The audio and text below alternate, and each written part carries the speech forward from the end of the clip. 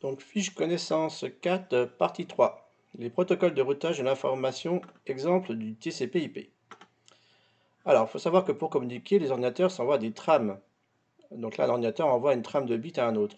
Donc, quand vous communiquez sur Internet ou sur votre réseau à la maison, il faut savoir que les ordinateurs, comme ils communiquent en binaire, ou vos téléphones, ils vont communiquer en binaire. Donc, ils s'envoient en fait des signaux numériques sous forme de 0, de 1, dans ce qu'on appelle des trames de bits.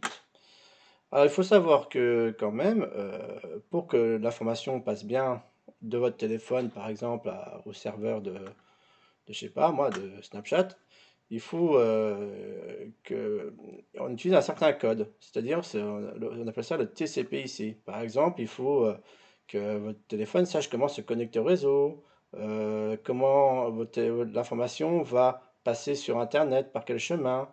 euh, par quel relais va passer votre information, par quel serveur, par quel proxy. Voilà. Ensuite, ces données sont destinées à quoi? Est-ce que c'est un mail? Est-ce que c'est une page web? Bon, tout ça, pour se comprendre, ces machines, téléphone, ordi, doivent respecter un protocole de communication. C'est le cas du TCP/IP, majoritairement utilisé aujourd'hui. Il y a des crises s'y contre.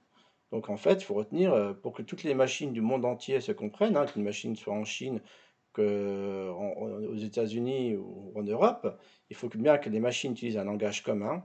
Et ce langage commun, on l'appelle le TCP/IP. C'est un protocole de communication. Donc, on trouve dans ce protocole des informations essentielles comme votre adresse IP, c'est-à-dire d'où vient l'information, de l'expéditeur, mais aussi du destinataire, c'est-à-dire où va cette information. Cette information, c'est quoi? C'est des pages web, c'est un mail, c'est un SMS, etc. Et comment on va le transporter, cette information. C'est-à-dire, est-ce que ça va être avec des câbles en LAN ou est-ce que ça va être avec du Wi-Fi, etc.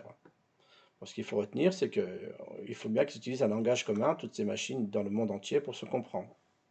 Le TCP/IP. Voilà pour cette partie.